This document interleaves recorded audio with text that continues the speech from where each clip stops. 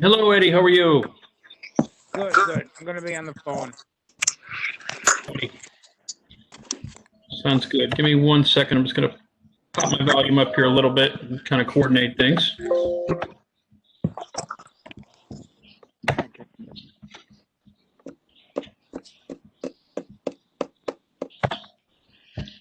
All righty. So, just some quick introduction. What would be the agenda around it somewhere? I have printed out. So I would say at this point, we can do some quick introductions and then probably get started here. Again, my name is Chris Edgek. I'm a development director. Mr. Sear, if you'd like to introduce yourself. Hi, I'm Dave Sear. I'm a member of the Economic Development Commission, folks. Mr. Bostrom. Hi, good evening. Keith Bostrom, also a member of the Economic Development Commission. Mr. Sisti. Bob Sisti, Commissioner. Mr. Campanelli. Peter Campanelli, how are you? Member of the Economic Development Commission.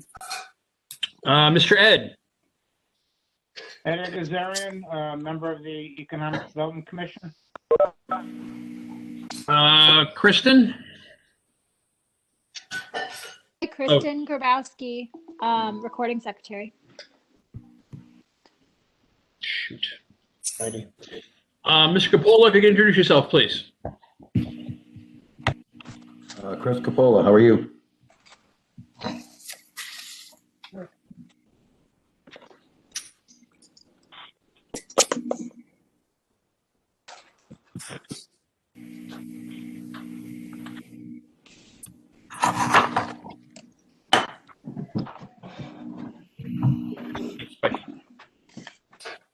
Sorry, having one minor issue here. Greg, if you can introduce yourself, please. My name is Greg Burton. I'm a partner with Carmody, Torrance, Sandak, Tennessee, in New Haven. With permission tonight on behalf of Prism, Prism Education and Consultation, LLC. Perfect. And Rachel and Rebecca. Hi there, I'm Rachel Coburn. I'm one of the co-founders of Prism Autism Education and Consultation and Prism Autism Center. And I serve as the CEO. Hi, I'm Giamatti. You don't have to remember which one's which. No. We do look a little similar. And I'm a co-founder of Prism Autism Education and Consultation and also Prism Autism Center as well. And I serve as the Chief Clinical Officer. Perfect. I don't know, David, if you want to officially call it to order. I probably shouldn't before introductions, but then we can kind of get rolling. That's okay. So we'll call the meeting of the Economic Development Commission to order, February 8th, 6 p.m. That takes care of item 1 on the agenda. And so Chris, under item 2, audience of citizens, I guess you can roll with that, Chris. Yes. So as you've seen here, Rebecca, Rachel, and Greg are here to speak on behalf of Prism, organization that has some renown in Connecticut working with children with autism. They have an interest in purchasing and becoming the new occupant and running their operation out of Moreland Hill School. They've been working with the folks at Moreland Hill, kind of working through the zoning process. So I will open the floor to them to kind of talk a little bit about, I don't know if you'd like to start, ladies, on what Prism is, and then Greg, if you can kind of explain where we are from your side of it. Yeah, actually, yeah, Rachel, Rebecca, that's a good idea. Why don't you guys start off, give us a little introduction to Prism. Yeah, absolutely. Rebecca and I have been in the field of autism since 1998. And we were like 2 when we started. In 2014 now, which seems like an awful long time ago, 2014, we came together as Prism and started this operation. We were treating young children with autism in home. Then in 2018, we opened an intensive center-based program in Farmington, Connecticut. Right now, that program is very, very full, bursting at the seams. We are also on March 1st, we are welcoming our very first clients to our new Guilford location as well for another intensive center-based model for Both- very young. Right. So both Farmington and Guilford is for young children. This is earlier intervention. So we would look at 0 to 6 years old in both locations. And so that treatment that you'd look at, we treat children between 25 and 40 hours per week, looking at their any gaps that they have between them and their age mates, any behaviors that may get in the way of them learning, like their typical peers, and things like that. And in both locations, we also offer speech therapy, occupational therapy, and physical therapy, as these children very often need those supplemental services to go ahead and close those gaps. We look at treating intensively as what we know from research is the more quickly you get in and the more hours that these children see in the 0 to 6 range, they will see a much different outcomes in their life. And so we look at hitting it really hard early on. Looking at the school in Berlin, am I going too far in? No, Yeah. I think this is a good point to talk about our school age set, that it's a new population for us. Yeah, that's exactly right. So as I mentioned, we're treating 0 to 6 years old. And what happens at 6 years old when a child has had intensive services from 0 to 6 or 3 to 6 or whenever they join us. And then we send them to public school. And so quite often it can be a really hard cliff for these children to go from. Sometimes we just need a little bit more time with them. And sometimes we have children that will never access academics the way that you may picture a typical public education. And so this would be an opportunity for us, or this is an opportunity. We have been doing this since July, is we have kept those school age children with us, and we are operating as a private school. We were lucky enough to find some really talented special education teachers and hire Dr. John Malteni, who is well known in our state, who knows all about special education for children with autism and early intervention, and he's a well-known researcher in the area. So our combination of behavior analysts, behavior analysts are actually called the physicians of autism. We are the only, I'm a behavior analyst myself, and we are the only clinicians qualified to treat autism symptoms and reduce the symptoms in this intensive model that we use. So between the behavior analysts that we have, the special education teachers we hired, and Dr. John Malteni, we are really hoping to move our strategic plan up by 5 years and open this elementary school for children with autism. In Connecticut, you must open a school with autism before you open a school with for children with autism. You can't become a Connecticut approved special education school without first opening your doors with no approval. So we chose to voluntarily go through this process. You can actually be a private school without any state approval. But we chose to go through their process. And so beginning last July, we had started the process with the state. And so this July, we're allowed to apply for that approval. Part of that process means that you have a school building.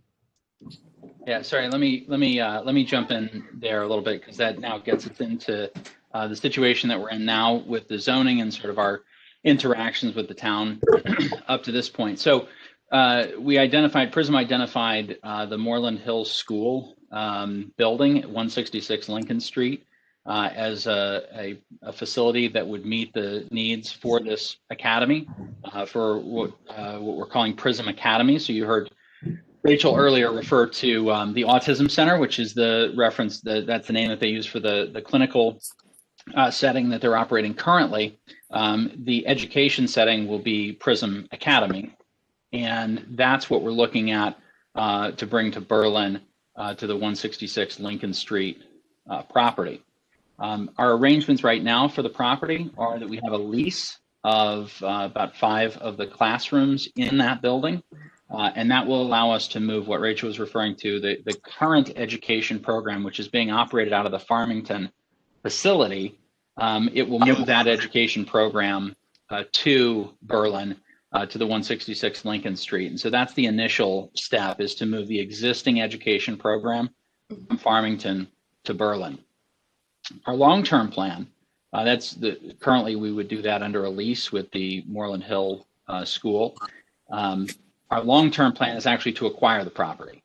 And we have an agreement with Moreland Hill to acquire the property in addition to our short-term lease.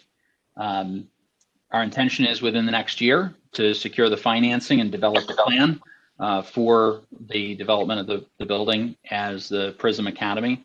And so that's the long-term plan. By long-term, I mean the next year. The short-term need is for Prism to get into the Lincoln Street building to get a certificate of zoning compliance. If you're familiar with the Moreland Hill School, it sits in a residential neighborhood. And so school use is permitted in that zone with a special permit. Because Moreland Hill School had a special permit and we're continuing to use it for school use, we can proceed to operate just on the basis of getting a certificate of zoning compliance from the zoning office. So we don't actually need to go through a new special permit hearing because there is already a special permit for school use at that building. We've been in touch with Maureen Giusti and actually the town's council, Jennifer Coppola, speaking to them about getting that certificate of zoning compliance. There was a bit of a miscommunication last week. We weren't on the agenda for the Planning and Zoning Commission meeting last week. We were actually added to that agenda at the last minute and didn't get notice of the meeting in time for us to be present there. And so unfortunately, we weren't there to answer the questions that the Zoning Commission had. And so there were a lot of questions raised about, just a lot of operational details, the hours of operation and, what kind of program the school would operate and these sorts of things. So we're currently slated to be on the agenda for the Planning and Zoning Commission again on the 18th for the commission, for us to meet with the commission and actually answer the questions. In a lot of towns, a certificate of zoning compliance is issued by the administrative staff without the involvement of the Planning and Zoning Commission. But the staff felt it was appropriate to present this to the Planning and Zoning Commission for their input. And so we'll be doing that on the 18th. We'll be answering whatever questions that they have. There's not a significant zoning decision to be made because, as I said, there's already a special permit for school use. But we certainly want to have the support of the town. That's why we're at Chris's suggestion. That's why we're presenting to you all. Now, this is a critical service that Prism is providing. The Moreland Hill School is an ideal location for it to be provided in. And candidly, there's not a lot of reuse for school buildings. School buildings and churches, as those buildings, cease to be used for their original, purposes, there's not a huge market for them. This is a perfect location for this kind of service. For Berlin, it means being on the cutting edge of services that are being provided to a population that's significant, has a significant need for them, increasing both in the broad need for the services, but also just as we're learning the benefits of early intervention in providing these services. And Prism is on the forefront of that. So this academy model that they're developing is likely to become the model for providing education and school for kids on the autism spectrum. And so this is a unique opportunity for Berlin to be at the forefront of that and be the host to this cutting edge school facility. So we're in front of the commission today to answer any questions that you have about the academy that we want to get running in Berlin. As I said, it is the first phase of this is going to be just moving the existing program into the 5 classrooms that we have leased. We will have another kind of process as we work out what the larger academy program will look like. We'll be back to talk with the zoning folks about that once we have more details about what that looks like in terms of building renovation, operational aspects, and those sorts of things. So that's a bigger project. It's down the line. It's important to keep that in mind because that's where we're headed. We're not a short-term, this is not a short-term use of the property. There is a long-term commitment of property owners and to operate this program for the long haul. But it's also important to keep in mind that what we're asking the Planning and Zoning Commission to do now is just to allow us to get up and operating with this population that we've already got receiving education services in Farmington, and to get our foothold for the Prism Academy going forward. If I could just add one thing, thank you, Greg, and thank you, excuse me. I was on the call Thursday evening. I think one of the things that was confusing was the way this school works. I've had experience with autism. When you have a child with autism, you find any resources you can to get the schooling. Through what they do, they have private pay through families, school districts, the state, other options. And I think when that was mentioned to the Planning and Zoning Commission, I don't think they get their brain around it, because you think most schools are pretty simple. It comes directly from the school district. I look at this kind of akin to what, let's call it, Goodwin College does. People can get scholarships, money's come from different places, and just to kind of put that out there, the fact that this is truly, it's a different model. It's not your basic school. And in my opinion, I think it's tremendous, but I'll let you answer ask any questions that you may have. Thank you. Okay, thank you, Chris. Thank you, Mr. Burton. Thanks, Rachel and Rebecca. So what I'd like to do is open it up at this time to any of the Economic Development Commissioners that may have questions for either of the three of you. So we'll open up the floor. If any commissioners want to ask questions, why don't we go ahead with that?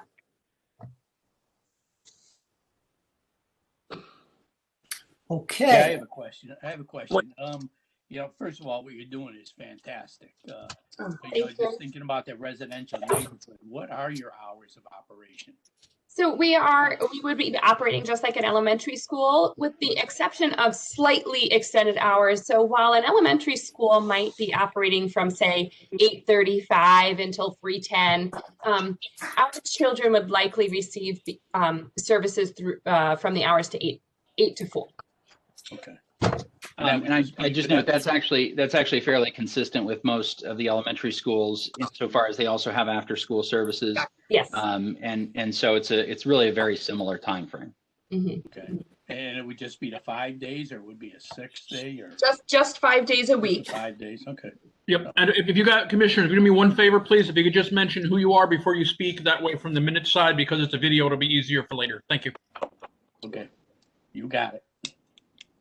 That was Pete Campanelli, by the way. Okay. Okay, any other commissioners that want to ask questions? Oh, yeah. Oh, I'm sorry. Go ahead. Go ahead. Bob Sisti's up. Bob Sisti, Commissioner. I think this is just more for the commission. I am familiar with their Farmington program.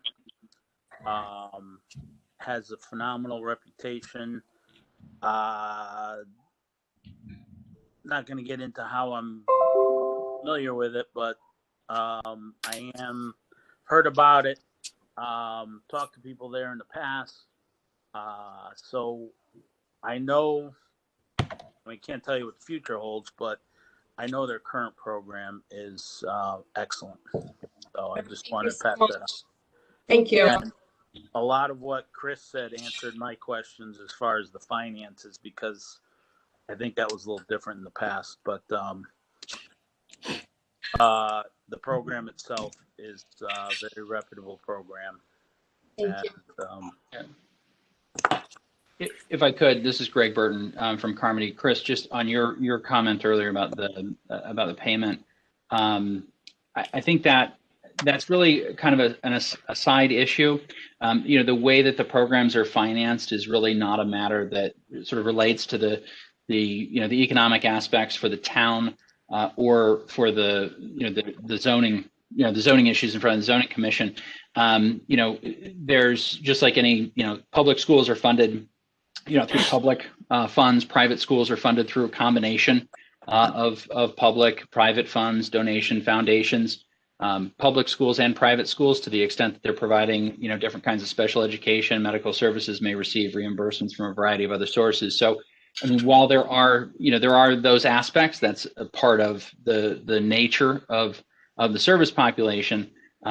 It's really a side issue that really relates to Prism's kind of business operations and not really to the economic or the zoning processes.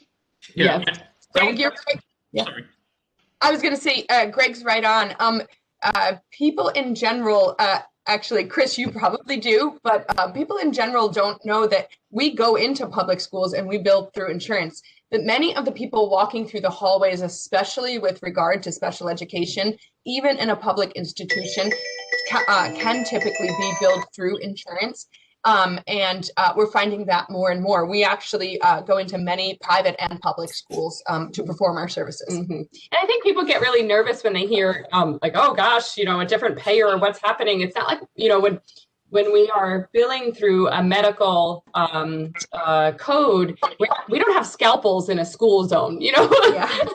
right? It all looks the same. It's Greg, just, it's you who can pay. Greg, you've seen our operations. There are no scalpels. Just because we bill medical, we are not performing surgery. We are playing with children with books and toys and desks. So Yeah, and the reason I mentioned that, understandable, it is not vital to the, it's more of, I wanted to explain where the Planning and Zoning Commission, I kind of didn't, I'm gonna say didn't get it, but they got a little confused. Where the fact of the matter is, these are basically everybody on the line here either owns a business or has owned a business. So they understand the fact that there is no one source where your resources come from. That was more the reason it wasn't anything else. Thank you. Thank you. Dear Chris, Ed Gazarian, Commissioner. How long has Moreland Hill School been closed? August of 2019. 2019. So it's been more than a year? Yes, sir. We're pushing a year and a half. Okay. So they're past that year. So then that makes zoning a little more complicated then because it's past a year. No. Okay. So they're probably going to have to go through regular public hearing and so forth. Is that correct? No, so this is Greg Burton from Carmody. So I am familiar that there is a zoning regulation in the town of Berlin that indicates that a special permit expires if it's not in that use for 6 months. However, the law in Connecticut is that a special permit runs with the land and cannot have a time-limited expiration date. So we will still be able to utilize the special permit that the Moreland Hill School had acquired. And I've spoken with Maureen and with Jennifer Coppola, the town council, about that. Oh, very good. You're educating us. Well, Okay. even a blind squirrel finds a nut now and again. Okay. Any Any other questions from the commissioners?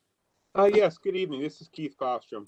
I have to commend you on your program. I think it's a fantastic thing, and there's definitely a need for it in the state of Connecticut. You're welcome. The question on transportation, will there be buses there, or is it an individual drop-off, or how does that work? And number two, will you be using the entire facility, the athletic fields, the cafeteria, the gym, all of the classrooms eventually? So this is Greg Burton from Carmody. So second question first question last. So we are initially, again, we're leasing 5 of the classrooms and using just that portion of the building initially. Once we fully develop the plan for the full academy, then we'll assess and approach whatever approval processes we need for the full academy program. We don't yet know the details of that, and that's why we have a contract to purchase the land, but that acquisition won't happen for another approximately year while we get all of those plans formulated. So initially, we'll just be using 5 of the classrooms and the parking areas and that sort of thing. Greg, can I interject? We will be using the common area, and the gymnasium is considered a common area, and also the playground and sports fields as well. So we're really lucky that Moreland Hill has these common areas that we will be able to access as well. It is a nice facility, yes. Yeah. It is Okay, Peter Campanelli again. So how many students do you have now, and what are you looking, to grow to for students? Greg, is it okay if I take that? Yep. This Sorry. This is Rachel Coburn. we currently have 12 students. The state requires us to have 10 students for a year. So we have 12 students right now. We will likely be able to grow a location such as Moreland Hill to about 50 students, which is actually what they ended up, sort of ending their 50 students. So we look at around 50 students for that location. And if you don't mind if I interject, I think one thing we were remiss in talking to these really important people in Berlin. I do say Berlin wrong because I'm from New York and I didn't know it was said differently. I will fix it over time, gentlemen. Sorry about that. I think my accent's on the wrong syllable. Sorry. Is that our children require an adult to student ratio of about 1.3 adults per child. And so we make lots of jobs. And that's been really exciting for Rachel and I when we see how many families we can impact in terms of employment, long-term employment. And so that's been really, really exciting. So when we think about 50 students, we're thinking about quite a few employees in that area, and it makes us really excited to add jobs to those areas. We didn't realize that would be a byproduct of becoming business owners, is how good we feel about taking care of our employees as well. Okay, any other questions from the commissioners? And not that has anything to do with this, but this Peter Campanelli again, is how do you manage during this pandemic? Oh, good question. Well, I have to say that there's a low risk of coronavirus, but in our families, there's a 100% chance of autism. And this is a lifelong neurological condition. So we unfortunately have such a long waiting list. We have babies sitting, waiting for treatment. We have toddlers sitting, waiting for treatment. We have 4-year-olds we can't take in because we're so full, and we're so excited to move our older children to that former Moreland Hill location, hopefully, and be able to move some other children in. Because we're not a school, we were able to remain open the entire. In fact, we actually worked with the state to talk to them about what we do, and they said, no, stay open. We do pod the children, so they move together in one single group through each activity, which is not our ideal, to be honest, but it has kept things low. But we've been open the whole time, and we have seen zero transmission. Our children do not wear masks. It's just not where they are developmentally. And we have had no transmission. 2 children have had coronavirus and have not spread it amongst the peers that eat at the table with them and play with the same toys. So we've been quite fortunate, but we also have a full-time cleaning and disinfection crew, and we're basically playing on expert mode. It's we got rid of the ball pit, because there's no way to clean every ball in between use. So we are making it work, and we're doing the best we can, and our children are thriving, and that's what we need to do. That's the only way you can really do it. I could not see that working from remote. Yes, no way. Does not. Yeah. We sent many of our clients back when schools closed because the 15 minutes a day of special education that they were offered was not going to help them in the slightest. So many came back to us full time. Thank you. This is Greg Burton, if I could too. Just one other thing I wanted to explain. We talked a little bit about the school licensing, and that was also a point of some confusion at the Planning and Zoning Commission based on the reports that we received. And so, and I kind of cut Rachel and Rebecca off as they started to explain that earlier.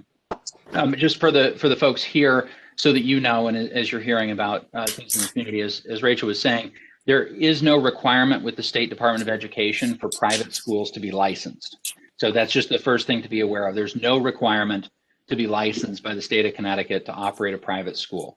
Being licensed by the state is entirely voluntary. You can think of it as like an accreditation program. You can apply to the state to be accredited.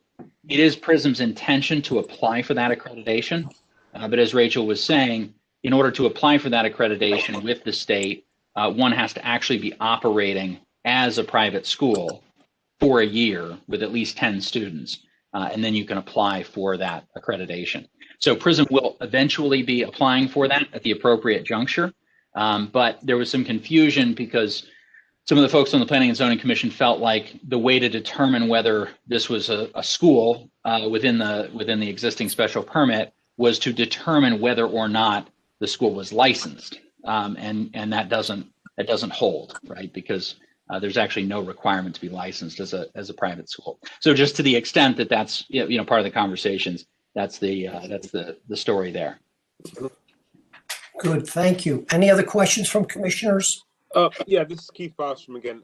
Greg, getting back to the question of transportation, will the students be dropped off individually, or is there a van type of thing, or just out of curiosity, how does that work?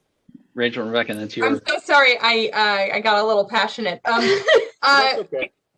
Currently, so all of the school children that have services or tuition paid for their care through their districts, they get dropped off in cars, like curtain cars and things like that. We currently have no buses at our location. We don't anticipate buses. However, there are times where local schools have talked about if they get enough children from West Hartford or Farmington, for instance, where a local school would provide a bus. So that might be something that may happen in Berlin or locally. Okay. But at this time, we don't foresee, because it's usually only one student per, coming from each district. So we'd be operating in a similar valet drop-off mode as Moreland Hill did. Moreland Hill has spoken to us about how their pickup and drop-off went, and in Farmington and Guilford, we operate in that way. And so we would see that in a similar fashion in that location as well. Thank you. Okay, so any other questions? Okay, well, it's my turn. I'm Dave Sear, and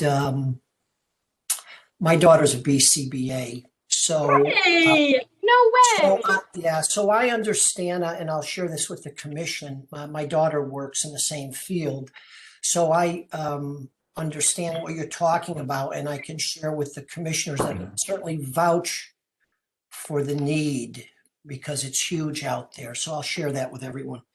The other question I have is, do you have an anticipated start date?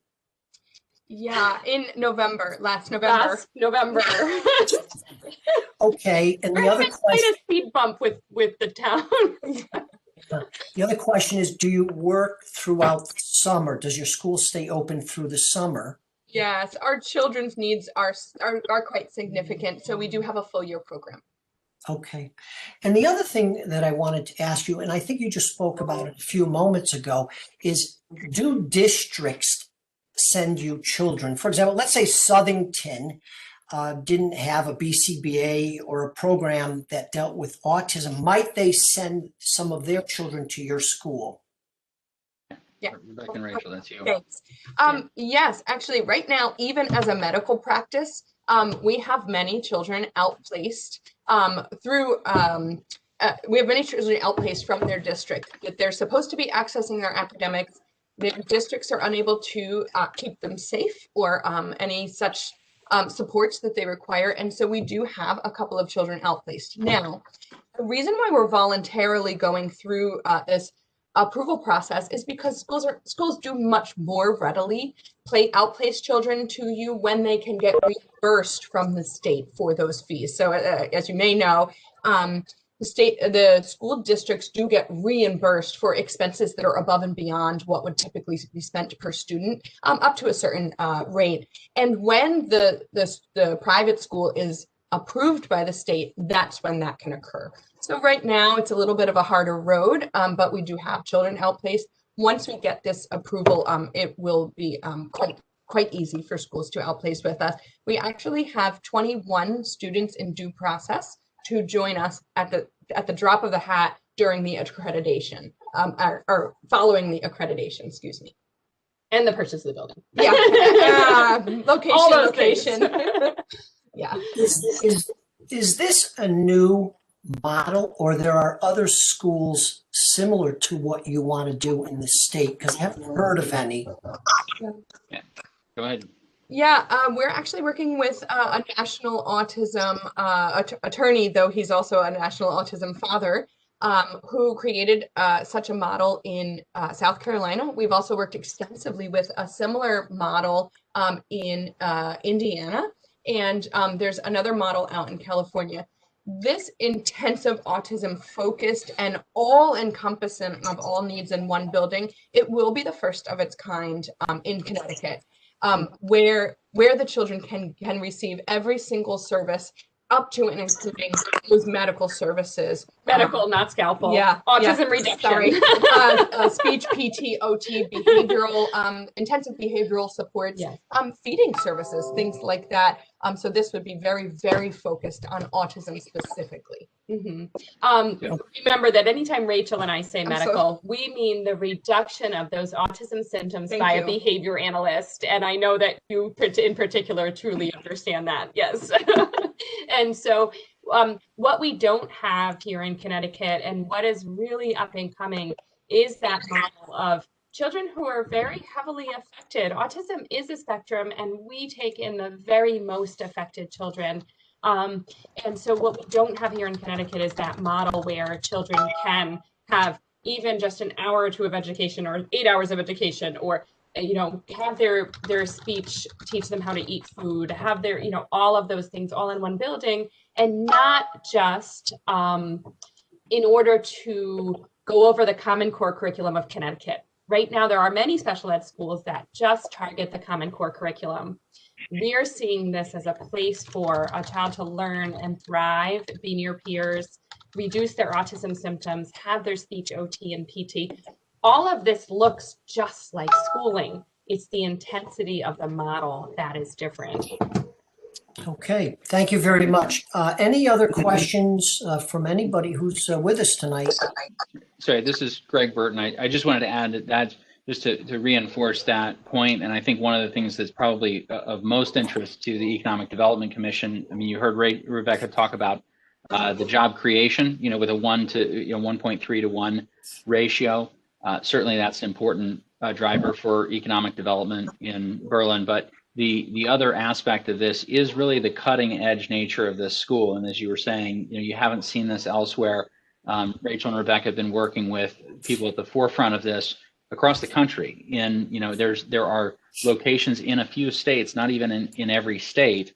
And so that's another a major driver for economic development for the town is to have this kind of cutting edge type facility that's going to bring press and recognition to the town. And that's one of the things that I think, to speak candidly, it's been a little bit frustrating with the moving forward through the zoning process, has been sort of getting a little bit stuck in kind of moving those processes forward when we have something that stands to provide a significant economic benefit long term to the town. And so the reason that we're here before you today is we'd really like the Commission's strong support on the basis of these economic drivers that are going to be of significant benefit to the town long term, and just to have your support expressed through this commission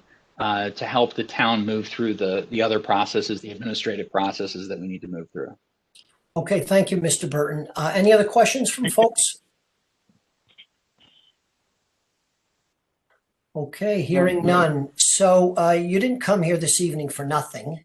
As you mentioned, Mr. Burton, you're looking for our support, and certainly all of us commission members were concerned with what might happen to Moreland Hill Schools. So from what I'm hearing, most of us are excited about the potential of you coming here. So unless we have any dissenters, I'd be looking for a motion from the commission to support Prism Academy and their venture at Moreland Hill School. So we're looking for a commissioner. I'll make that motion to support that. Okay. Any, where's the second on that one? Don't we want to include, like what Greg said, based on the economic drivers, and not just the program itself. The program itself is phenomenal, but like he said, do we want to say something about the economic drivers, the potential that exposure, et cetera? Well, we could add that in there because that is one of our biggest things to push this economic development. So, I mean, you're talking if it's 1 to 3 adults per child. I mean, you could have a total of, with 50 children, up to 150 employees, if I'm reading that right. Greg Burton, just point of correction, 1.3 to 1. 1.3. So it's Okay, I'm sorry. right. So even more than 50, 1 to 50. 1. Okay, I think you said 1 to 3. 1.3. Okay. Okay, so it looks like Mr. Campanelli has revised his motion to include what Bob Sisti said. So can we have a second to that effect? This is Keith Bostrom. I'd like to second that. All right, Keith Bostrom has seconded that. Any further discussion? If I could just kind of frame it quick, Dave, just to make sure we have it approximately we're looking at. Economic Development Commission is in favor of Prism Academy. It is an economic driver, exposure for the town of Berlin, great opportunity for the town. And I just wrote the fact that they're on the cutting edge because it sounds like this is going to be a first in Connecticut. I think that's exactly what Mr. Campanelli meant. Yep. Chris, Okay. if you can, there also, Ed Gazarian, Yes. that we are happy to see that this is going to be used as a school again. Great. Perfect. Thank you, Ed. Okay, we're going to vote, gentlemen, ladies and gentlemen. All those in favor say aye. Aye. Aye. Aye. Abstain. Motion passes. Thank you very much, Mr. Burton, Rachel, and Rebecca for coming and joining us this evening and sharing what your plans are for Moreland Hill and your new program. Thank you very much. It was very nice Very meeting good. you here. If you don't mind me to sidestep, how many Campanellis are in Berlin? Are you related to Sarah? No, there's a few of them though. Okay. Lots of them, huh? I don't know, maybe half a dozen. Oh, wonderful. Okay, well, it was nice meeting all of you tonight. Thank you so much for having us. Good luck. Thank you for the commission's time tonight. We appreciate it. Yep. Good night. Good night now. Thank you.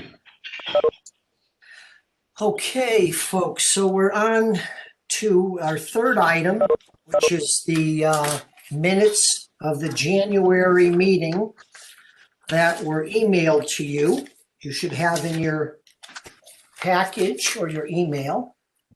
So does anyone have any questions about the minutes from January?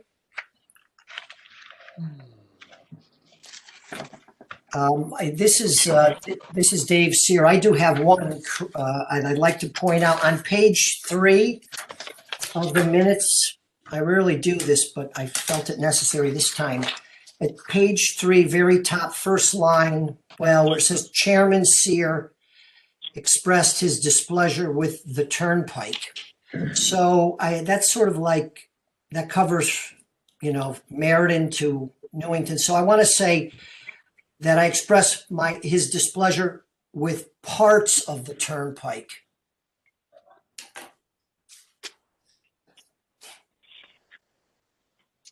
Because it wouldn't look right if I expressed displeasure with the whole damn turnpike, Basically, you would think you're talking just about the turnpike that goes through Berlin.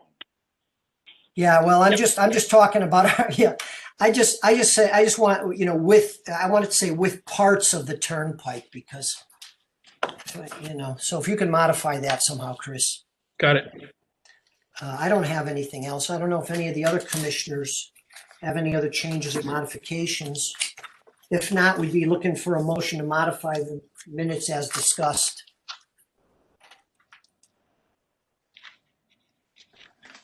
Motion to modify, Ed Gazarian.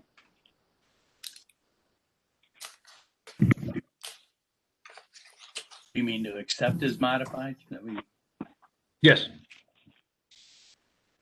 Okay, we had a second. I'll second that.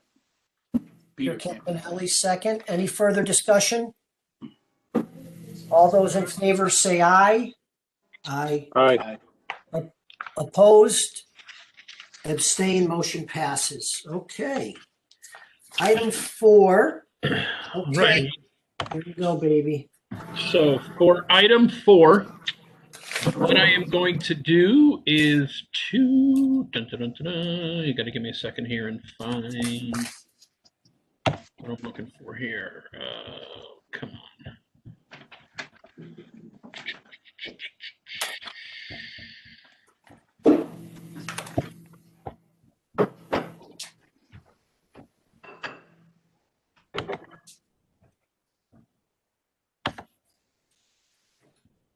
Alrighty, I was trying to find the exact information we had, but it looks like I'm not going to put it on the screen right this second.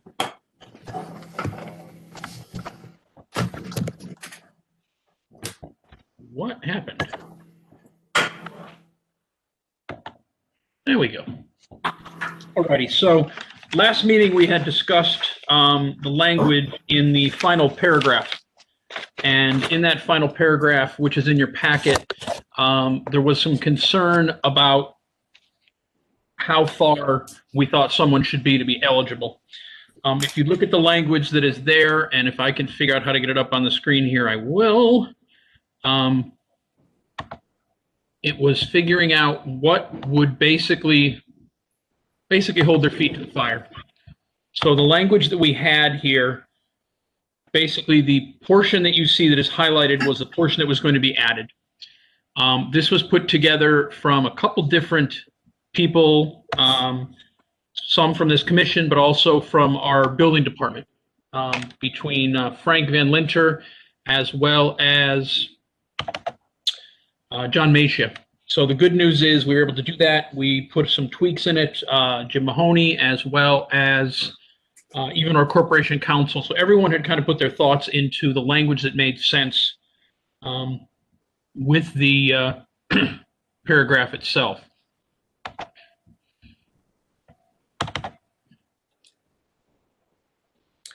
So, Chris, let me just ask a question. The document, sure. I know you said you were going to put it up, but it was in our package. Yes, and, I'm tempted to put it up at the moment. Yeah, but that's okay. It's the document that at the bottom says year 1 through 10. Is that the one we're talking about? Yes, at the very bottom it says 1 through 10, yes. Okay, so I guess the question I would ask is, it says mixed use, and we are only requiring 10% of the space to be commercial. Right? That's the second yellow highlighting is to be eligible, at least 10% of the total new building square footage must be for commercial use. Yes, we're saying the minimum is 10% in this, yes. But that seems, you know, if we're talking something about mixed use, you know, I don't know how 10%, it seems like this is a residential, could be a residential project with a little gimme. If we just give them a little 10%, we're considered mixed use. It seems very minimal to me. Understood. I mean, we definitely can. Okay, there we go. Now we should have it on the screen there. There you go. Okay. Perfect. So as I sit here, it's like, you know, mixed use is like, you know, I just, it seems like 10% commercial is like, you know, this is how you get your residential project in. Just give me a little 10% action on commercial and you're in. It just seems like 90% of it's residential. I don't know how the rest of the group feels, but it seems sort of minimal. It seems very minimal. Yeah, just to get to for some perspective, I did some numbers, and the project down by the train station is approximately 22%, the Newport project. The project for Orsini Turnpike Ridge, I believe, was around 15%. And I believe the proposed for Mr. Diadio is around 12%. So when you're looking at the square footage itself, it is not really high, but I think part of that is most of the commercial is single story and the residential is multi-story, which automatically adds to the square footage dramatically. I'm not saying you're wrong. I just wanted to kind of explain the other numbers. That's good. We need to understand it, you know? So that's my first question with respect to this document, and I don't know how the rest of the commission feels about it. It just seems awfully low. You know, it does seem low, but after, Chris explained it a little bit, you understand where it's going. I mean, you look at a whole project, 10%, you're thinking everything in one area, but like the mixed, the residential, it could be multi-story, so. Yep. And I get it. One apartment is how many square feet, No, you know what? You're right, Pete, because I didn't, it's good that Chris explained it to us, so I better understand it now. Yeah, I would say average apartment, probably about 1,000 square feet. Right. So if you look at down by the train station, so 76,000 square feet of residential. John Racine's a little higher, so maybe he's closer to 80,000. So I mean, it really is tough. If you're looking at Gadio, 200 units, there's a lot. That's almost 200,000 square feet of residential. Oh, I'm okay with it now that you explained it to me, Chris. And again, that's a minimum. We can always try to push them for more when they come to us. Tell them we'd like to see more commercial. Okay. Even though that's a minimum what they got there, so. Yeah. Okay. Yeah, So, Dave, go Dave ahead. Kazarian. Yes, sir. It did sound like it was very minimal, but I think a developer would also want to utilize as much of the property they have.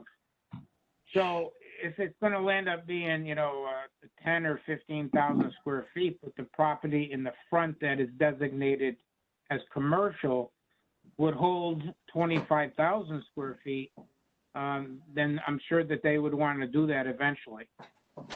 So it's just economically feasible for them to go that route. Absolutely. And to look at the language here, the part that's highlighted, I know one of the pieces we were concerned about was, can they just put a shovel in the ground? So I think if you look here, within 1 year, begin construction of the structure, footings, foundation, physical structure. And then complete construction of both commercial and residential portion. Well, commercial portion within 3 years. So we're essentially saying within 1, 2, and 3 years, you need to have stuff done to still be eligible for the abatement. And again, this is basically saying is if you apply, once it's changed, you have to hit these different milestones. That's reasonable too. So I guess, Chris, if they have the footings in the ground, they're okay? Basically, they need to be working on footings and foundations within 1 year is what I don't see, hold on. Project made, building Prism 1. Okay, so within 2 years, essentially, they need to have footings, foundation, and physical structure begun within 2 years. so Chris, when would the abatements kick in? Like, as soon as they start construction, like the 70%, even no? No, the abatements normally start when the project is complete. Complete. Okay, thank you. So how would that work though? Because I know that questions come up, when they finish their residential and they're not all done with their commercial and they wanted their abatement to start on the residential. I know that question was brought up by developers before, so. You want a complete project finished? Yep. If you look at the last line, complete construction of the commercial portion of the project within 3 years. If commercial is not done, you will get no residential. Yeah, You will get no abatements. Right. Because that way there, it's forcing them because Absolutely. you may get the residential and then they just drag their feet on the commercial. Yes. Yep. Absolutely. I agree with you because with the commercial is what's important to this commission, whether it's 10% or 40%. You don't get the commercial, you're not getting the benefit of what we want.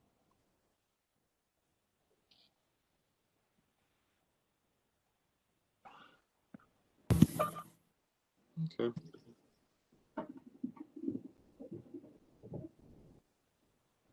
Chris, this Chris Capola, is there anything that stops? Let's say 6 months, they put all the foundations in and then they sit there until month 23, don't do anything.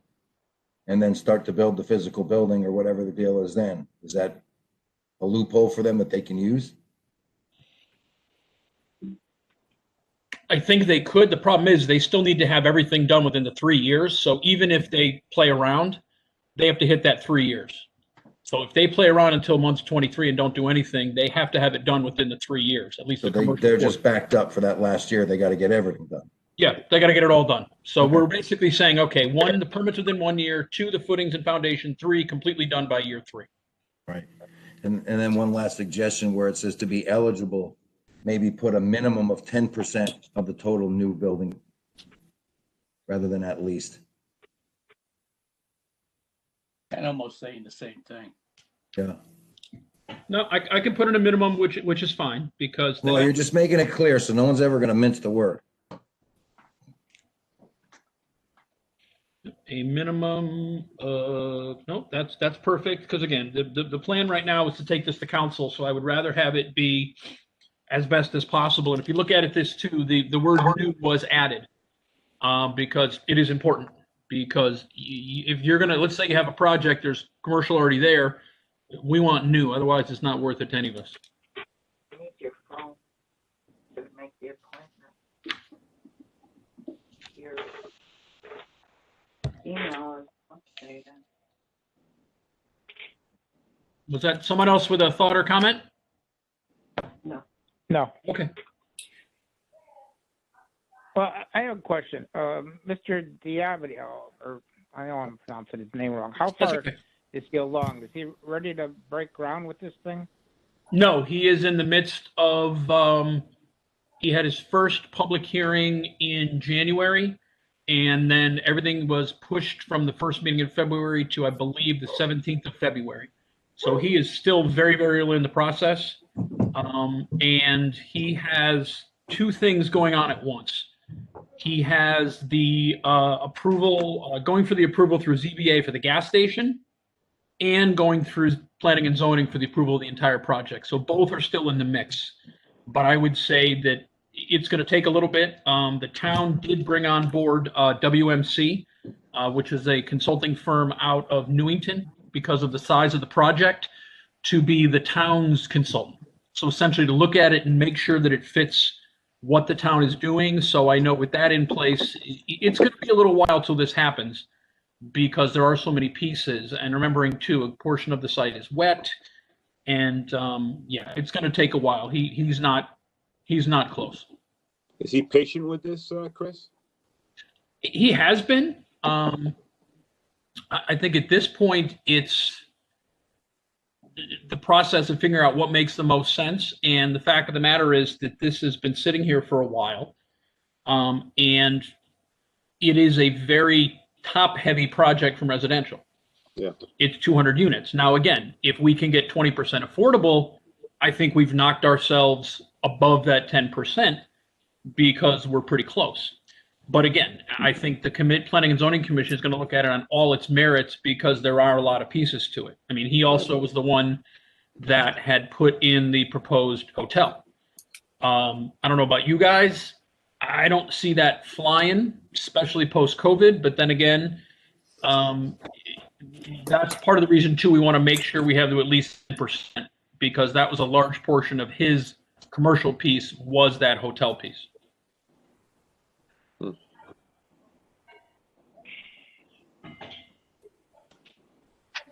So is he possibly going to accomplish this within the year 2021 and get a shovel in the ground, or? No, I think he will get approval in 2021, and then he probably will have to go through the process for financing and the like. I would guess he'd be in the ground in 2022, but I can't say that for certain. At this point, that would make more sense then, huh? Yeah, I think so, because I mean, and because the fact of the matter too is there's a lot of stuff to be done. I don't know exactly what wetlands had done, but I know too that there was a lot of work through wetlands. There's going to be a lot of earth moving, and I think to some degree too, as this commission's talked about, which is somebody's got to figure out whether or not and which portions of that site are dense enough to actually hold a foundation. He hasn't done soil tests or anything like that? He's gonna have to do that testing. Again, and I believe that's why the town brought on WMC to be able to look at those type of things, because it is important that they're not approving something that is going to tip over. Yeah. Chris, I have a question for you. If he goes through, gets all these approvals, can he sell this off to someone else and walk? I don't see any reason he couldn't, no, because he would essentially be selling the property with the approval in place. Oh, Yeah, with Mr. the Chairman, it actually makes no difference who does this, as long as they do it right. Yeah, okay. Would the process start all over again then, Chris, as far as the type of what he's putting up and so forth, this new individual, hypothetically? No, if he would basically, hypothetically, he would sell the property with the approval in place. If somebody wanted to do something different, they'd have to go back to planning and zoning to modify that approval. Well, I meant like the design and so forth, that would have to. No, they would basically be buying an approved plan that the town had already blessed. Okay.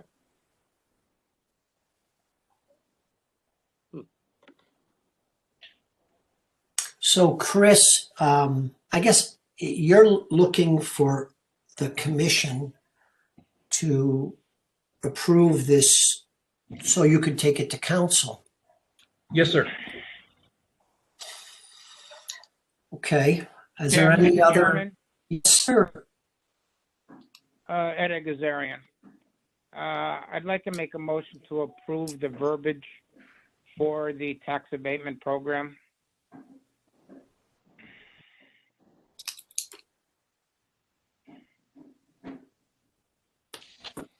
As modified with a minimum of between eligible and at least.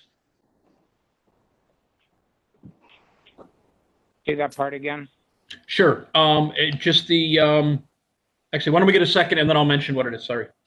All right. Do we have a second somewhere from the commissioners? Is Peter Campanelli. I'll second that. Okay. All right. Now we'll get into any further discussion. Go ahead, Chris. Sure. What was mentioned by Commissioner Coppola was, so the first portion, the second portion that's highlighted, it would say, do be eligible a minimum of at least 10%. So we're actually adding the words a minimum of between eligible and at least. That way it is very clear that we're looking for a minimum of 10%. We want more, but the minimum is 10%. Okay. That's correct. Okay. Any other discussion, folks? Okay. All those in favor say aye. Aye. Aye. Opposed? Abstain? Motion passes. Thank you. Okay, where are we now? Oh, item 5, planning and zoning. Go ahead, Chris. Sure. Yes. So we just went through Prism. No one had showed up today to talk about self-storage, so we're not going to take it on.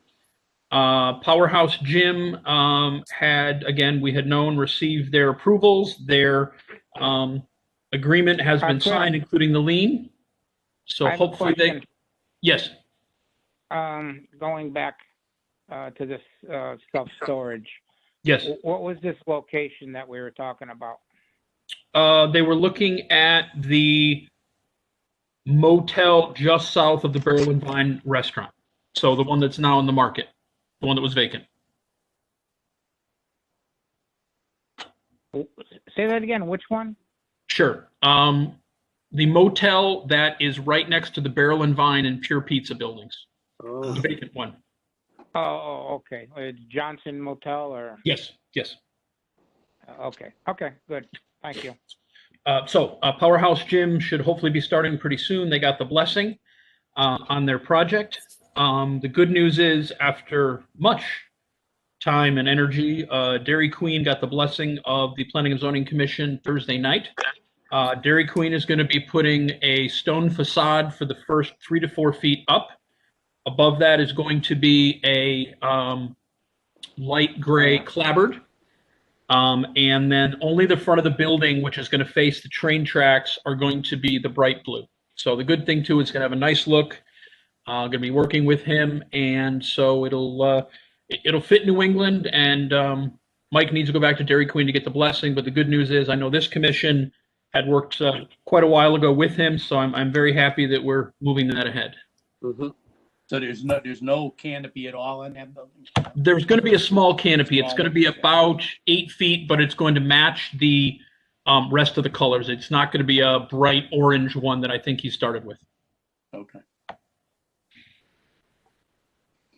All right. So to our next piece. So we have a property that is just south of Safari Gulf. It is an industrial building in a BT2 zone. It's kind of almost up in the woods. You wouldn't even know it's there. Right. We have two different groups which have come in and expressed an interest in the building.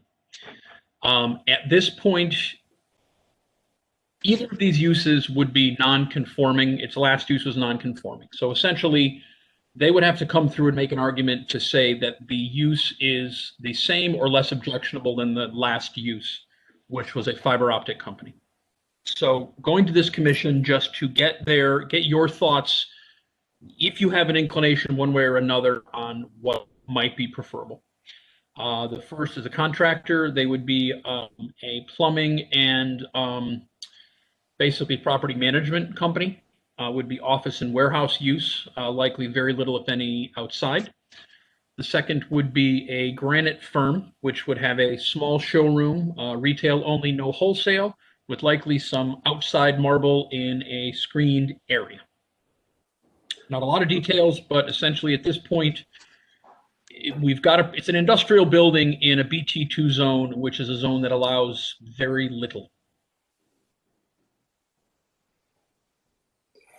And both of those uses, Chris, are not allowed in the BT2 zone? No, neither one would be, and they'd have to come in under essentially a less than objectionable use than the previous. Is essentially what it is. And Chris, what is allowed in the BTU zone? The BT2 zone, retail, office, restaurant. And the question then becomes, and we had a discussion about this before with contractors, would it be better to have a contractor there or someone that does have a retail component because it is the Berlin Turnpike? Now, was that changed since that building was built? No, it's been it was changed since it was built, but I mean, it's been BT2 for a while. Okay. I think what's happened, Keith, is it's largely been a out of sight, out of mind property, because we could not find approvals for a while. The last approval we found was a fencing company. I'm guessing was probably 15 years ago. Right. That's actually who built it, right? That fencing company. I think so. Yeah, it was a fence company. Huh. So Chris, the property is currently for sale and there's two people interested in it. As of this moment, yes, we've gotten a third party who's expressed an interest, but I don't know what they want to do yet. We just got a call today, but these are the two that we've spoken with.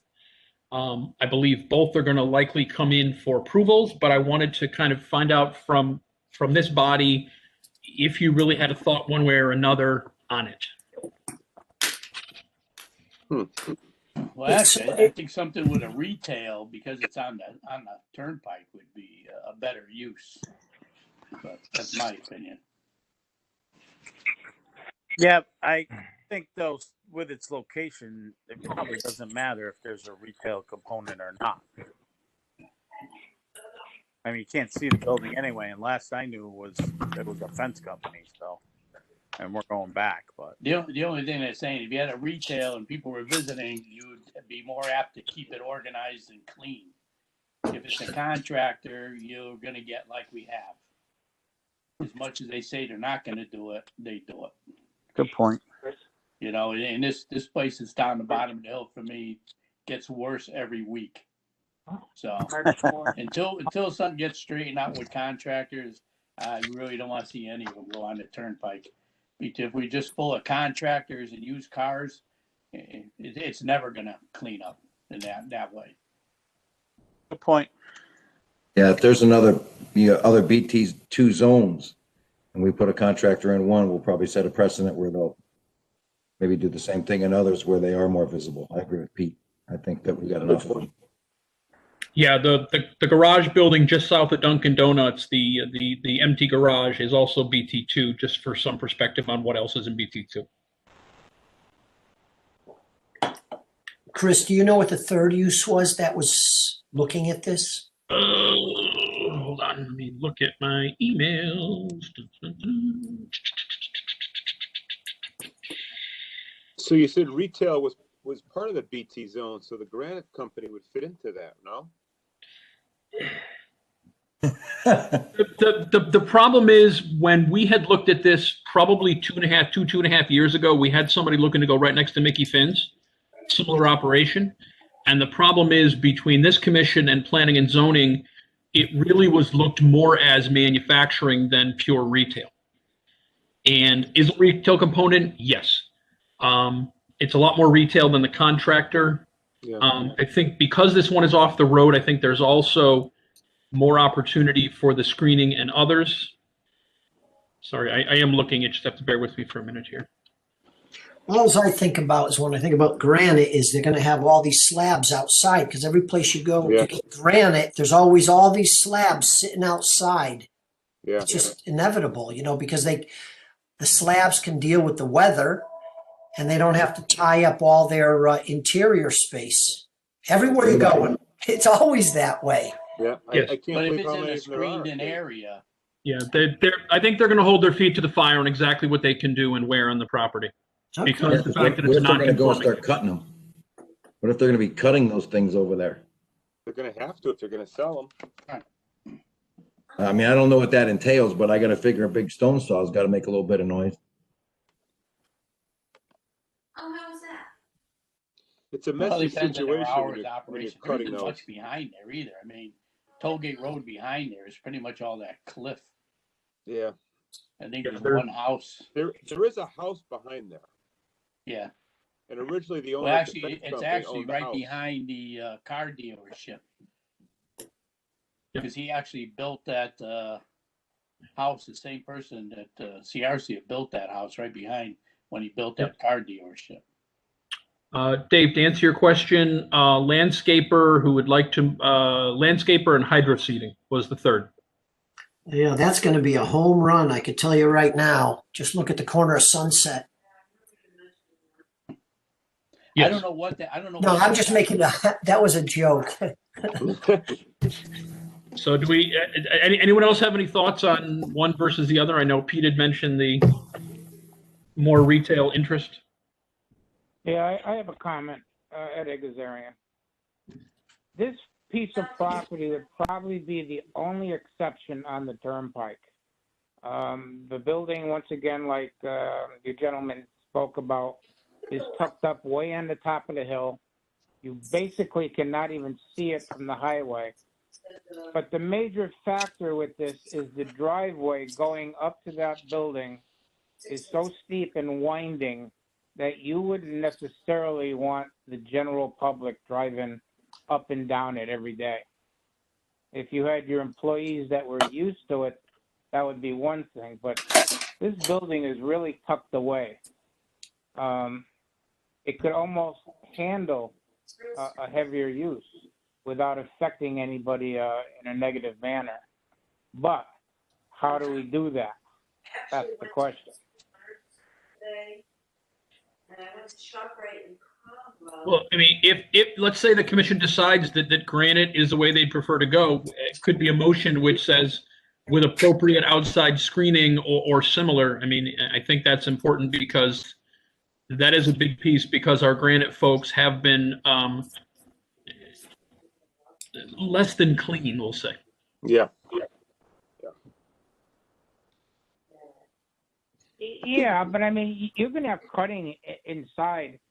I don't think you have manufacturing where there's being cutting, and if you're outside the building, you don't even hear it. I mean, I shouldn't speak. I'm not that familiar with it, but I would assume that they're going to cut it inside. Hey, Pete, you tell me, isn't this a type of cutting that they would use water? Well, it is a wet type cutting, and most do cut it inside because it's just like anything else. It's an expensive piece of equipment. You don't want to leave it to the weather. So they usually bring it inside and cut it and polish it, but it's all done, Yeah. If they're sticking with OSHA, I mean, it's got to be ventilated and, the wet cut. All the fabrication's done inside. Nothing's going to be done outside. They just wanted the outside area for materials and. I think it's the storage of the material there. Yes. Right. So you're That talking could possibly the be an screened in. issue. But the thing about it is, we talk about screened in area. I mean, this guy at the bottom of Sunset, yeah, look how he bent those rules with screened in. I wouldn't call that screened in. Screens it with Got a dump white trailers. fence, but it's all open in the front. In the end, Chris, it has to be clean. Whatever goes there's got to be clean. Yes. And these guys haven't even negotiated a deal yet. So, fortunately, as Commissioner Agazarian said, if, it's way off the road, if planning and zoning can figure a way to control this. Do you want to make exceptions just for that one property? Well, that's where it gets dangerous. Yeah, right. Now you can't. Here's the way it works. If you have a non-conforming use in a property, which does happen, if someone would like to come in, they can make a claim that what they're going to do is less or the same or less objectionable than the last use. The last use was a fiber optic company that was up there. So they're going to come in and make the argument, and they have that right to say, we would like to go into the property. And again, if this commission thinks neither one makes sense, then that's fine. But this has been done before. I believe it's done in the past, but I can't come up with anything right this second for an example. I apologize.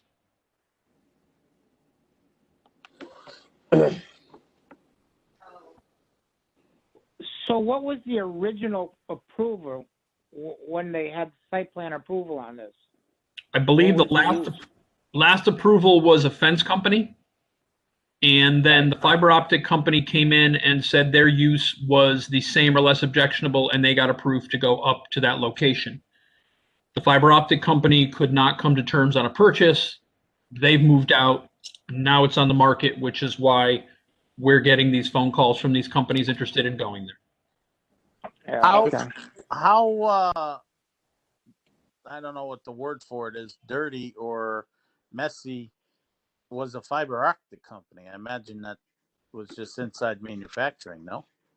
Yeah, they were essentially a fiber optic company that did the work on site. They did very little except maybe some small amounts of tube work and splicing, but 95% of what they did was on site with like Comcast.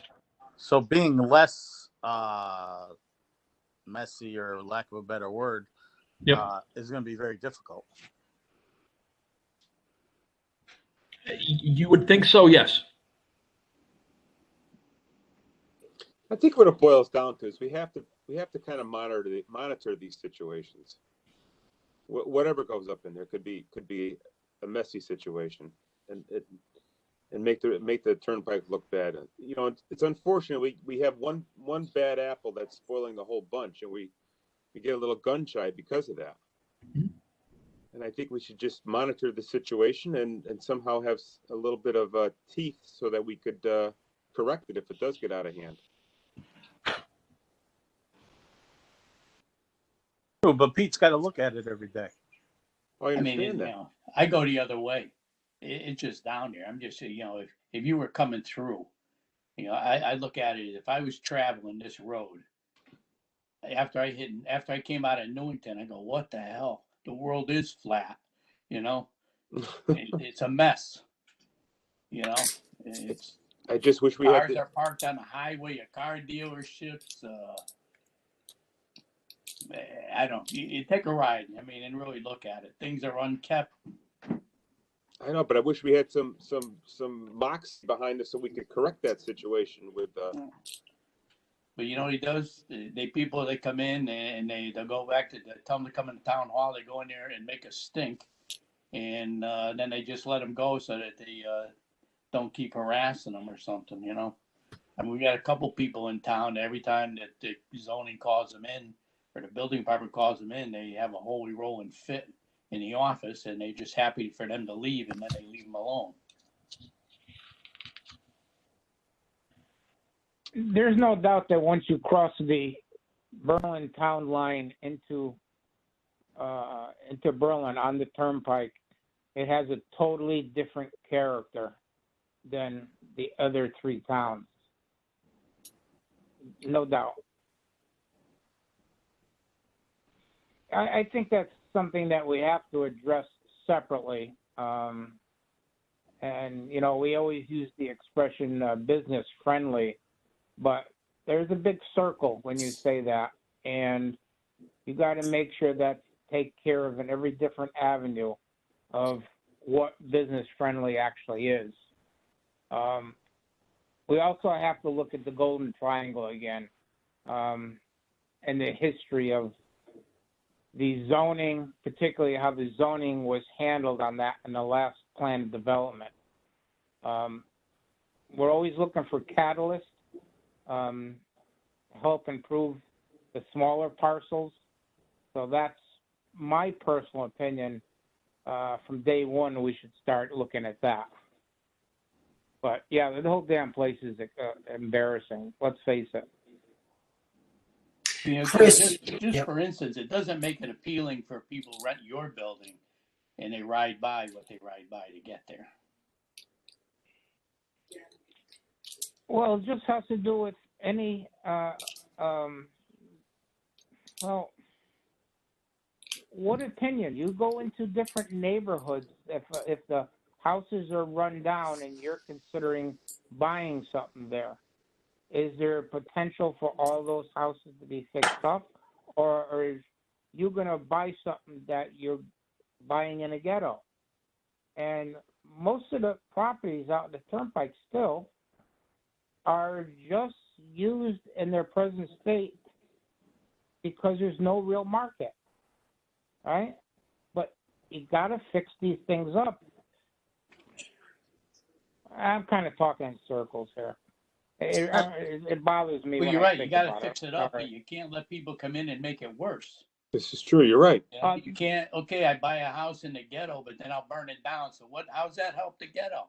Isn't that a Burn the house down. conversation for another day, guys? You got people out there, it's true, that are just abusing the zoning laws out there. And it hurts everyone else. Let's face it. Okay, let's get back to this this proposed use, because we can talk about this, you're right, all night long. So I guess the question I have, Chris, is if we don't take an action as a commission tonight, somebody's got to go talk to planning and zoning, figure out what's allowed, what's not allowed. He's got to follow the rules. They both have the ability to go in, make the case that their use is less objectionable. Yeah, and I'm just, and maybe we do nothing and just let them roll with it, go to planning and zoning, figure out, and let planning and zoning handle it.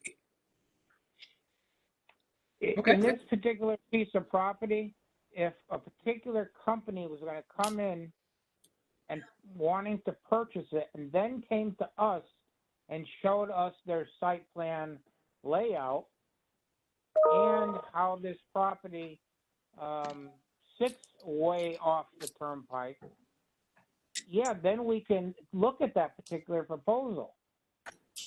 Because this is the one exception to the turnpike, believe me when I say it. There's no possible room for abuse there because of the topography of the property. It's the only thing you're going to use it for is what's at the top of the hill out of the way. So that's what I mean. You need a full proposal to come All in, right. and then we can look at it. You know what, Ed, and I agree with you. The only problem is are we setting a precedent? Because if we do something in BT2 here that no one can see, the other BT2 down the road that everyone can see wants to be allowed the same thing. It would not happen that way because we're talking about a non-conforming use. And in a non-conforming use, you can come in for same or less objectionable. That doesn't happen in other zones. No, You can what only I'm go with saying- the uses allowed. Yeah, I know. But if you allow a contractor in this property that's up Yep, on the yep. hill that might Yep. get dirty that nobody sees, Yep. it's okay for this site. But if somebody comes in with the same use on a BT2 site that's very visible, wouldn't planning and zoning have to bless that one too? No, it would need to fit the exact regs in the BT2 zone. This just happens to be in the language of in a non-conforming use originally. It's a weird fit, but this is one of the languages that's in our planning and zoning regs. So this would not be precedent setting if you allowed a contractor to go here in this BT2 zone. No, because it's an existing non-conforming use that's there, which is the fiber. And then these guys would come in and have to make the claim that it is the same or less objectionable moving forward. And if this commission says, you know what, we don't like either one, or conversely, we want to hear from them, have them come to the next meeting, I can make that pitch to both companies as well. All right, what do you guys want to do? Because we got to move here. We got to keep going. Yeah, I would say let them come in and plead their case. I agree with Peter. Everyone else okay with that? Yes. All right. Okay, that takes care of that item. Thank God. Oh, all right. Well, that takes care of the last one too, right? No? Yeah, we're moving beyond the last one there. All right. Now 6. So, yep, around groundbreakings, ribbon cuttings, Provision Coffee, which is at 848 Farmington Avenue. They've had a great following, expanding their hours little by little. The Fob Bar, which is down next to the Acura dealership, same thing. They're starting to do well and getting more people. Barbology, which is a men's barbershop, which is down in the Earl Wicklands complex next to the Subaru dealership. And then Mia Bella is a salon that took over Joel's hair. We'll be doing that in a couple weeks. Okay. And one other thing, if I could just mention it briefly here. Okay, how do I stop sharing here? Stop sharing.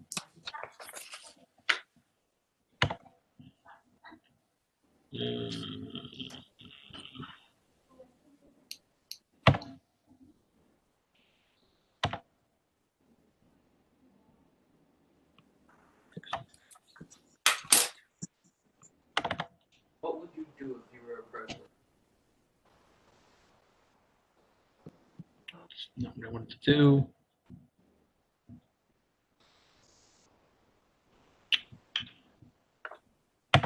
All right, let's move on to the next one. Sorry, I'm having some issues. I'm not going to stress about it. So you're done with 6, Chris? I am done with 6. Okay, item 7 on the agenda, yeah, is election of officers. Every February, we elect officers, all the commissions do. So this is our time to do that. We had it on the agenda for December to talk about. We had it on the agenda for January to talk about.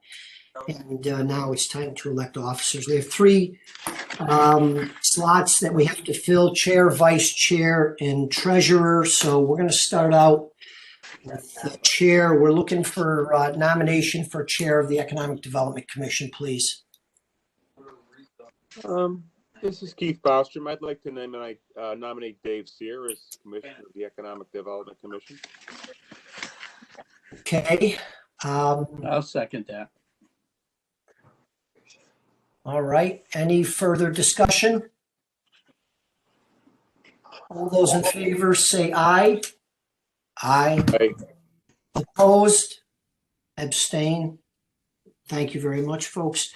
Second slot we've got to fill is the vice chair slot. So we're looking for nominations for the vice chair.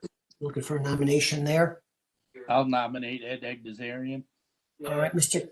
Campanelli nominates Ed Egazarian. Do we have a second somewhere? I'll second that. This is Keith Bostrom. Keith Bostrom. Any further discussion? All those in favor of Mr. Egazarian for vice chair say aye. Aye. Aye. Aye.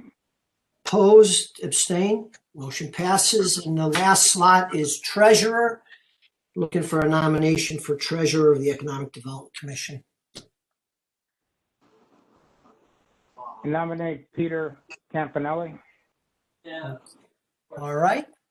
Can we have a second for Mr. Campanelli somewhere? This is Keith Bostrom. I'll second Peter Campanelli's name. Okay, any further discussion? All those in favor say aye. Aye. Aye. Opposed, abstain, motion passes. Thank you. Item 8 is adjournment unless people have something else you want to talk about. Dave, just want to mention one thing here. Effort I'm working on, I believe I'd sent it over to all of you. Berlin Bingo, essentially the idea is that someone, residents or otherwise, would have to get a line, X, etc., to then be put in for one of 5 different gift cards. The good news is essentially this involves everything from personal services, servicing your vehicle, gyms, food, even going to the eye doctor and the physical therapist. So the good thing too is it's going to involve a lot of folks. And my only thing I wanted to mention to this commission is just to get your thoughts. If you think doing an insert in the Berlin Citizen so it goes to all 8,000 residences in town makes sense, to get it out there to help support our businesses. Yeah, Chris. Yes. I think that'd be a good idea. I also want to commend you on the emails you've been sending out for the town, the PPP, and all that kind of information. Thank you. I think you do really well with that. And to the commission, it's good to see the Good Old Boys Club is still in place, and nothing's going to change. Okay, any other questions about the bingo, Berlin Bingo? Okay. Yeah, Ed Gazarian. I'd like to make one more extended comment from that. I am very pleased to work with Chris. Bob has a very good point. We have someone here that really gives us 100%, and I think we got to stay behind him. That's the important part, that we're getting somewhere. We had a very difficult year, but yet we seem to have progress still in front of us. So let's keep our fingers crossed that we still head in that direction. I just want to say, Chris, you're doing a hell of a job. Thanks, Eddie, and thank you, Bob. I appreciate it. I have to agree with all of that too. I would too. You're doing a great job, Chris. Thank you very much. Keep it rolling. Well, we're trying. Believe me, I'm trying to get our friends out at the Avenue to Ribbon Cutting and a couple other ones. So we got some good stuff happening. Last thing I can think of, the hope would be by the end of the month or first week of March, we're going to have a groundbreaking for the first building for the Newport Center folks, for Steel Center. So they're getting there, and good stuff. Okay. All right, we're looking for a motion to adjourn, folks. Motion to adjourn. All right, Mr. Gazarian, second somewhere. I'll second that. Mr. Campanelli, further discussion? All those in favor say aye. Aye. Opposed? Abstain? Motion passes. Thank you, everyone, very much. Thank you. And just an FYI, I'm now officially a member of the Italian club, so happy to be over there for a beverage, particularly on a night when we're not sitting at home. Sounds good. Very Give us a good. call. All right, good night, gentlemen. Thank you very Good much. night, all. Thank you, everybody, so very much. Good night. We'll see Okay, you. good night. Good night.